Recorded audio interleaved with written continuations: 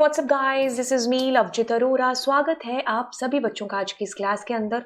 चलिए यहाँ से स्टार्ट करते हैं हम लोग class 12th computer science diamond question and this is class number 12। तो चलिए कहानी कहती है यहाँ से क्वेश्चन नंबर 1 की। ओके, सो क्वेश्चन नंबर 1 हमारा बिलोंग करता है जी फाइल हैंडलिंग से और हम यहाँ पर कर रहे हैं टेक्स्ट फाइल के साथ में काम। तो चलिए हमने क्या किया, अपनी टेक्स्ट फाइल है जिसको यहाँ पर ओपन कर लिया, जिसका नाम है passion.txt, बाइनरी मोड में ओपन किया है। ओके, मैं एक चीज बता दूं, हम बाइनरी मोड में ओपन कर सकते हैं। अब क्या होगा कि आपके पास में दो फंक्शन है, एक का नाम है सीक, एक का नाम है टेल। टेल का काम है बताना, क्या बताना, फाइल पॉइंटर की करंट पोजीशन को बताना। सीक जो फंक्शन है उसका काम है यहाँ पर क्या करना, फाइल पॉइंटर की पोजीशन को कहीं भी और आप कह दो कि मुझे कहीं भी और लेकर के जाना है। जैसे ये मेरी फाइल है और मैं यहाँ पर हूँ, अब मुझे फाइल पॉइंटर की पोजीशन लास्ट में लेके जानी है, शुरू में लेके आ जानी है, जहाँ यहाँ मैं हूँ वहां से मुझे आगे कहीं और मूव है जो करना है। तो मतलब मैं क्या कर रही हूँ, इसके थ्रू फाइल पॉइंटर की पोजीशन में चेंज, बदलाव कर रही हूँ, है ना।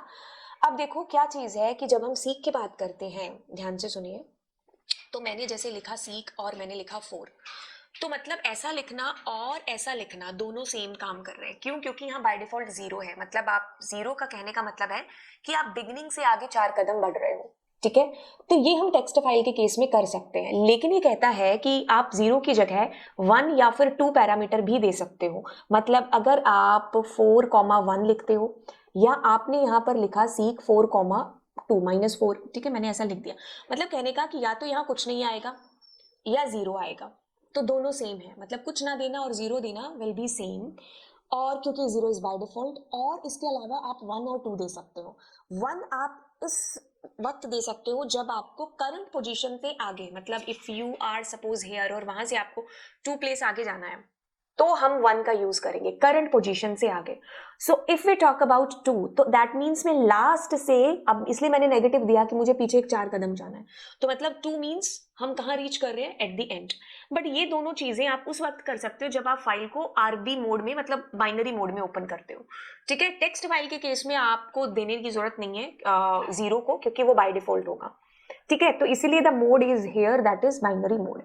ओके, अब क्या होता है कि आप यहाँ से क्या करते हो, कॉल, ठीक है, फंक्शन कॉल हुआ और आपके पास 2 पैरामीटर है यहाँ पर, और ये कौन से हैं, डिफॉल्ट पैरामीटर है, क्योंकि डिफॉल्ट पैरामीटर का एक ऐसा केस है कि आप यहाँ से कॉल के टाइम पर डेटा भेज नहीं रहे हो, तो इट्स ओके, इट्स ओके। क्यों? क्योंकि आपके पास में यहाँ डिफॉल्ट वैल्यूज काम करेंगे।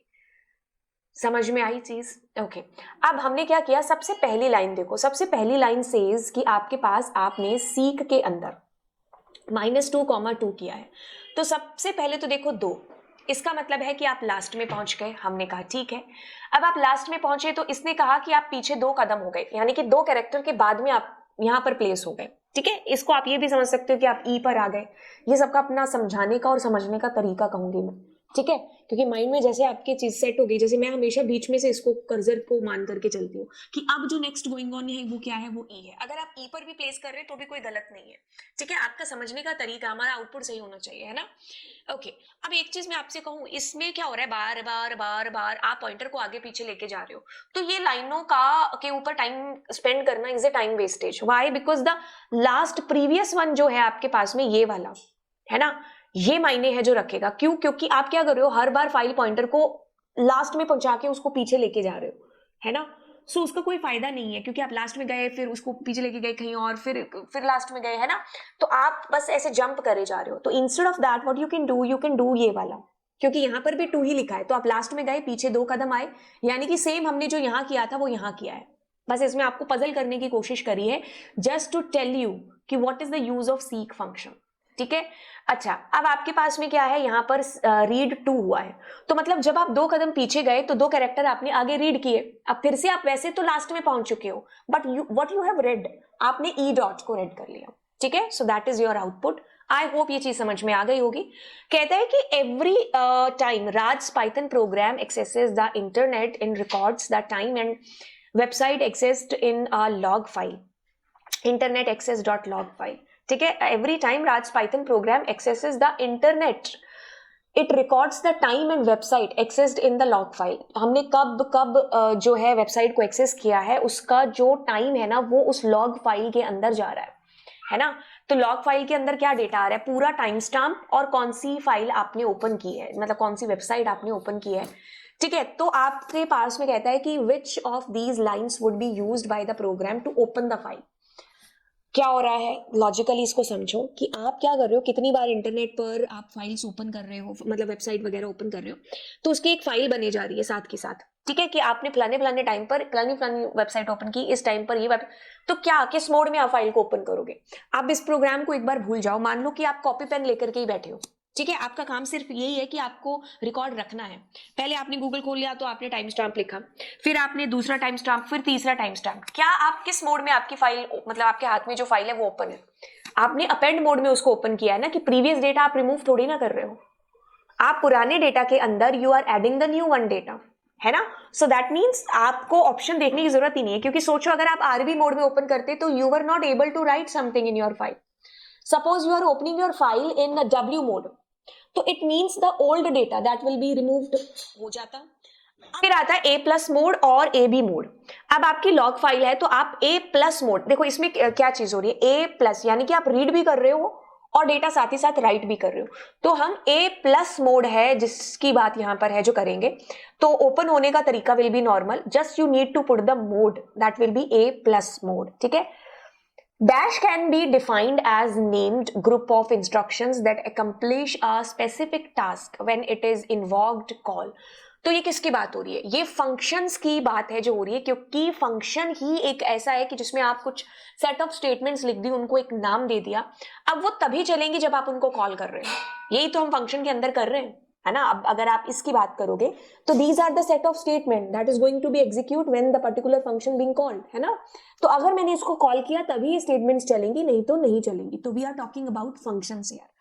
विच of the following statement is a function call. Function call की बात हो रही है यहाँ पर, तो मतलब this is what, this is function call, ठीक है, क्योंकि बाकी सब में स्पेस दे रखा है, तो this is function call. Now we are talking about def का सीएल फंक्शन है आपका, और n1 पूछा है कि आपसे क्या मतलब क्या है।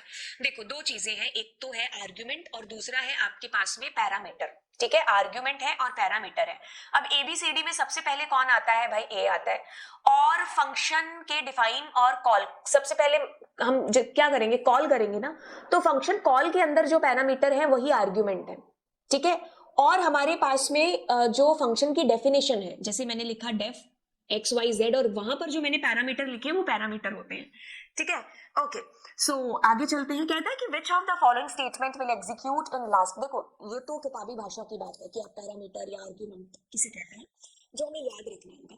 लेकिन क्या होता है कि जब हम, जैसे आप मेरे से पूछोगे तो है ना, हम क्या करते हैं कि पैरामीटर आर्ग्यूमेंट इतना गौर नहीं करते, किसी को भी पैरामीटर किसी को भी आर्ग्यूमेंट जो बना देते हैं, तो कहते हैं अरे इसके आर्ग्यूमेंट है, इसके पैरामीटर, तो इन जनरल कोई फर्क नहीं पड़ता आर्ग्यूमेंट या पैरामीटर से। बट जब हम बहुत ही किताबी भाषा की तरफ जाते हैं, एग्जाम स्पेसिफिक होते हैं, देन ये चीज मायने रखती है ना, कि हाँ यार ये पैरामीटर है और ये आर्ग्यूमेंट है, राइट। ओके, सो आगे चलते हैं। कहता है कि which of the following statement will execute in last. Last अंत में कौन सी लाइन है जो एग्जीक्यूट होने वाली है। ओके, सो अंत में the line is going to be execute the अंत वाली लाइन, ठीक है, this line will be execute at the end. अब देखो क्या होगा कि आप फंक्शन कॉल करोगे, सुपर प्रिंट हुआ, yes, then you returned back, you know, आप फंक्शन कॉल करने के बाद में काम करवा के आप वापस फंक्शन कॉल की तरफ भी आते हो, ठीक है। आपने अगर रिटर्न किया है तो वो रिटर्न रिजल्ट हो जाता है, नहीं तो क्या होगा, उसकी अगली लाइन चल पड़ेगी उसके बाद में। ओके, नाउ द स्टेटमेंट्स आपके पास में आता है। इस क्वेश्चन में क्या हो रहा है आपके पास, this is your global, you are calling to the function, okay, and then you are printing। कहता है कि statement A, N1 and N2 have the same memory address, both N1 and N2 are referring to the same value, so they have the same identity। देखो इसमें क्या होगा कि अगर statement 1 true है ना, मतलब स्टेटमेंट 1 को अगर आप ट्रू कहते हो तो 2 को पढ़ने की जरूरत ही नहीं है, क्योंकि वो उसी की ही बात कर रही है। तो इसके लिए मैं आपको लेकर के चलती हूँ पाइथन के ऊपर, क्योंकि पाइथन के अंदर इस चीज को जानना बहुत ही जरूरी है, जो मैं अभी आपको बताऊंगी। ध्यान से सुनना है। देखिए मेरे पास है P, मेरे पास है यहाँ पर मान लीजिए T, और मेरे पास है यहाँ पर L और R। अब मैं क्या कर रही हूँ, सब में एक ही वैल्यू दे रही हूँ। अब बड़े ध्यान से देखना, मैं इनका अगर मेमोरी एड्रेस देखना चाहूं तो आप देखोगे कि we have 4 variables T,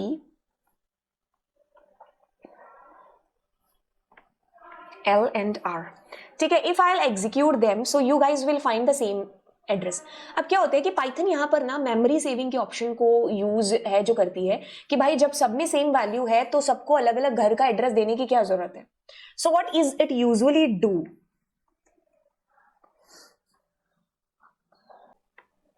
see what it usually do, ध्यान से सुनिएगा क्या होने वाला है कि कहीं मेमोरी में 10 पड़ा होगा, जी हाँ। अब क्या होगा, P भी उसको डिनोट करेगा, T भी उसको डिनोट करेगा, L भी उसको डिनोट करेगा एंड R भी उसको डिनोट करेगा। क्यों? क्योंकि सबके अंदर सेम वैल्यू है, ठीक है। तो पाइथन इसी फंडे को है जो अपनाती है। अगर यहाँ पर Z भी ले लिया, वो भी अगर 10 वैल्यू है उसके अंदर, that will also denote to the same memory address, ठीक है। तो पाइथन के अंदर ये ऑप्शन है आपकी मेमोरी सेविंग का। अब अगर हम इसी चीज को फंक्शंस के अंदर लेकर के आते हैं, क्या कह रहे हैं, हम इसी चीज को फंक्शंस में लेकर के आएंगे, तभी भी ये सेम ही स्टेटमेंट है, सेम ही काम है जो करने वाली है। इसके लिए भी हम इसको एग्जीक्यूट करते हैं, ठीक है। So this is our function, okay. So क्या करेंगे, हम फंक्शन कॉल करेंगे, ठीक है, कोई दिक्कत नहीं है। Print and what we do, ID N1, ठीक है। हमारे यहाँ पर N1 है, सेम वैल्यू है, ठीक है। जैसे वैल्यू चेंज होगी तब दोनों की दिशाएं चेंज हो जाएंगी, मतलब दोनों का एड्रेस चेंज हो जाएगा। So we can see there बड़ा सा एड्रेस आ रहा है, तो both have the same memory address because the reason because they have the same values, ठीक है, राइट। तो ये चीज हमें ध्यान रखनी है इसके अंदर। तो आप इसमें किसको आंसर करेंगे, मेरे ख्याल से मुझे कुछ बताने की जरूरत ही नहीं है, आउटपुट आपको मिल चुका है, आंसर आपको मिल चुका है।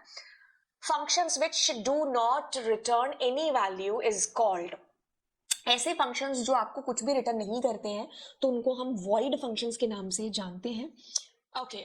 जब हम जावा या जावा वगैरह के अंदर चीजें करते हैं तो हम तो खाली उसमें वॉइड लिखते भी, क्योंकि उसमें रिटर्न टाइप लिखना पड़ता है ना। Python is very easy as comparatively to Java and C++। हमें इतना सिंटेक्स पर ज्यादा ध्यान देने की जरूरत नहीं है, हम सिर्फ लॉजिक पर यहाँ पर ध्यान देते हैं, क्योंकि छोटे से सिंटेक्स से ही आपकी बड़ी सी चीज है जो इसमें हो जाती है। कहता है कि the dash statement returns the values from the function to the calling function. Return is the keyword जिसका इस्तेमाल होता है जब आपको आपका रिजल्ट आउटपुट जो भी आपने फंक्शन से कराया वो आपको वापस चाहिए, तो हम रिटर्न स्टेटमेंट या कीवर्ड है जिसका इस्तेमाल करते हैं।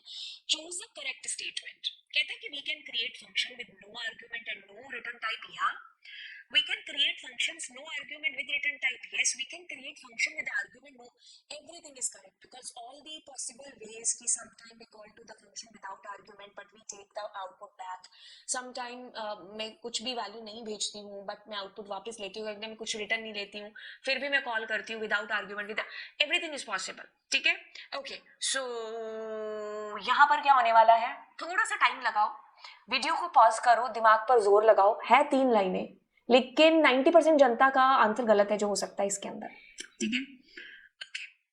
आपने पॉज कर लिया होगा और अब आप इसको देखने आए होंगे कि यार मेरा आउटपुट सही है कि गलत है। अब देखो क्या है, इसके लिए मैं समझाती हूँ।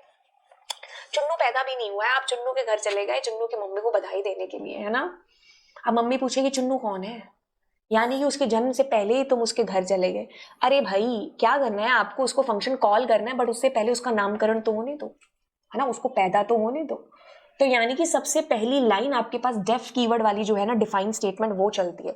तो it must be defined somewhere in the memory, then you are able to call that particular function. आप कुछ भी नहीं लिख सकते, जैसे मैंने शाहरुख लिख दिया, अब मैं उसको बनाऊंगी फंक्शन को या नहीं भी बनाऊंगी, तो आपको उसको पहले बनाना पड़ेगा, देन यू कैन कॉल, ठीक है। पहले चुन्नू को आने दो तब जाओ चुन्नू को बुलाने के लिए। तो you will find here a name error, क्योंकि मैंने चुन्नू के घर के बाहर खड़ी होकर बोला चुन्नू, चुन्नू तो है ही नहीं, उसकी मम्मी कहेगी अरे कौन है चुन्नू, तो मम्मी के माइंड में नेम एरर क्रिएट होगी ना कि किसका नाम ले रही है ना। तो वही चीज पाइथन भी कहेगी, साउंड कौन है ये साउंड, तो you must have to define it first, got it, okay. So a function में रिटर्न मल्टीपल वैल्यूज यूजिंग, ये हमने हजारों बार किया है। जब हम एक से ज्यादा वैल्यूज को रिटर्न करते हैं तो इट मींस हम एक ट्यूपल में आंसर को लपेट के देते हैं। Superb. The part of the program where a variable is accessible is known as dash of that variable. तो कहाँ कहाँ पर वो जो फंक्शन सॉरी जो वेरिएबल है वो एक्सेस हो सकता है, मतलब एक्सेसिबल कहाँ कहाँ कहाँ है, उसकी पहुंच कहाँ कहाँ है। जैसे if we talk about the global variable, तो दैट मीन्स हम उसको फंक्शन की बॉडी के अंदर and as well as function की बॉडी के बाहर, और we can say that anywhere in the program we can use that global function global variable. But when we talk about the variable which is local, it means उसको बाहर function की body के कोई नहीं जानता, वी कांट एक्सेस इट। तो वो क्या है, स्कोप ऑफ द वेरिएबल है, ठीक है। तो स्कोप कितना है, local, built in, global and leg B, local built-in global, local built-in global and leg, L for local, E for enclosing, हाँ है ना, non local, nested function. Okay, so next this is your global super. अब आप क्या कर रहे हो, function call कर रहे हो। So as soon as you are putting there a keyword which is global, तो it means इसके तार जुड़ गए इसके साथ, मतलब माइंड को आप कैसे भी समझा सकते हो कि now this is your global, या फिर you can say that कि अब ये चेंज होने वाला है global, है ना। तो ये समझाने की बात है आपकी और समझने की बात है। Okay, so it means now global is changed. Ultimately, answer is this कि a is equals to 9, which is your global. अब global से जो भी काम होगा ना वो 9 से होगा, मतलब ठीक है। Your global's value is changed. क्यों चेंज हुई, कैसे चेंज हुई, because of this global keyword. आप बिना ग्लोबल कीवर्ड के यूज तो कहीं भी कर सकते हो, but if you want to change the value of global, that means you need to use the keyword which is global keyword, right? अब हमने क्या किया, हमने a को प्रिंट किया। एंड का मतलब होगा कि जो भी अगली चीज होगी वो यहां ही आएगी, है ना। नेक्स्ट स्टेटमेंट इसके बिसाइड यहीं पर वापस आए तो हमने a को प्रिंट किया, तो अब ग्लोबल तो बदल चुका है विच इज 9, तो 9 आपका आउटपुट है जो आ जाएगा, ठीक है। Super. Fill in the blanks में आपको चीज बतानी है, तो कहता है देखो लोकल वी डोंट हैव ऐसा कुछ कीवर्ड, ये भी कुछ नहीं है। अब बचा क्या, आप वैसे तो कुछ भी कर सकते थे, you can put there return keyword. Return भी कैसे करोगे, बिकॉज हमारे पास कोई वैल्यू, हाँ नहीं रिटर्न कर सकते हो, कोई लॉजिकल फर्क पड़ेगा नहीं, रिटर्न भी कर सकते हो क्योंकि अगर हमें आउट एरर नहीं चाहिए। और what we can do, we can use there print, but if we see the options तो हमारे पास ग्लोबल के अलावा कोई और ऑप्शन बनता नहीं है। क्या कहता है कि आपके पास पहली लाइन में आप कुछ इनपुट करा रहे हो, super, and how many built in functions are there used in the following code. Okay, कह रहा है कि कितने आपने जो बिल्ट इन फंक्शंस है, मतलब पहले से बने बनाए फंक्शंस है, यूज किए। So int function super ma'am, input function very good ma'am, print function very very good ma'am, है ना। So 3 functions we are using there which are built in, मतलब ऑलरेडी बने बनाए। how many keywords are used in the following code? So we are using their true keyword, we are using def, then global, then none. So how many, 1 2 3 and 4 keywords we have used there. Which of the following is not the built-in function? Built-in पहले से बना बनाया, we don't have dictionary function. If you want to use a function dictionary वाला तो you can use their dict function. Got it? Okay. So कहता है कि this method is used to unpickling data from a binary file. Pickling, unpickling. देखिए इस scenario को समझिए। Scenario कहता है कि क्या होता है, आपके पास पाइथन ऑब्जेक्ट है, ठीक है। आपने क्या किया, डिक्शनरी, लिस्ट, ट्यूपल, कुछ भी आपने पाइथन के ऑब्जेक्ट बना लिया। अब आप क्या कर रहे हो, अब आपको जो है बाइट स्ट्रीम के अंदर उसको कन्वर्ट करना है, मतलब हम बाइनरी फाइल की बात कर रहे हैं इस केस में। तो ये जो चीज होगी ना बाइनरी फाइल के अंदर, the Python object convert into the byte stream, इस टर्म को बोलते हैं कि पिकलिंग, ठीक है। और ये किसके थ्रू होगा, ये किसके थ्रू होगा, ये किसके थ्रू होगा, ये डंप फंक्शन के थ्रू होगा, ठीक है। सीरियलाइजेशन भी बोलते हैं। अब जब मुझे वापस से the byte stream convert into the Python object, that is called the deserialization as well as it's called unpickling. We use for that load function because we are loading the data into the Python object. ठीक है। कहते हैं कि which of the following statement opens a binary file जिसका नाम है result.bin in write mode and write data tick tick tick tick on the binary file. आपको उसको राइट मोड में ओपन करना है। Okay, the file is this and this and this this and this and this. अब देखो अगर हम इसकी बात करें तो ओके, लेकिन यहां पर देखो, लेकिन इसमें आरबी ए भी आपके पास हो सकता है, ठीक है, ऐसा नहीं है।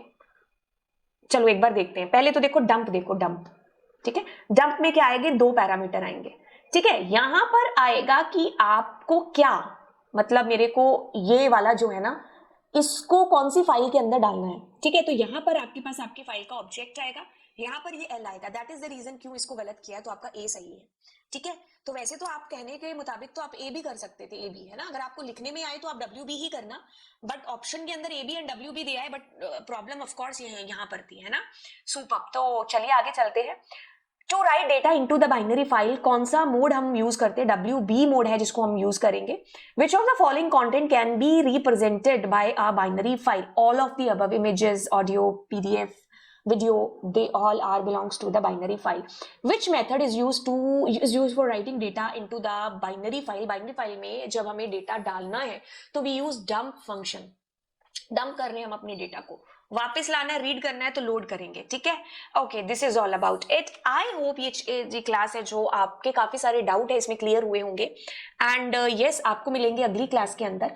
इस सीरीज को थैंक यू सो मच अच्छा प्यार देने के लिए, एंड दोस्तों के साथ में और है जो ज्यादा इस चैनल को, इस सीरीज को है जो शेयर करिए, क्योंकि आप अगर एक्सपेक्ट करते बहुत अच्छी चीजें चैनल पर आए तो मैं इतना से एक्सपेक्ट कर सकती हूँ कि आप ज्यादा नहीं तो आप 2-4 लोगों को इस चैनल को और इस वीडियो को जो है जरूर शेयर करेंगे। And that's it for now, चलिए फिर मिलते हैं नेक्स्ट क्लास में, बाय बाय।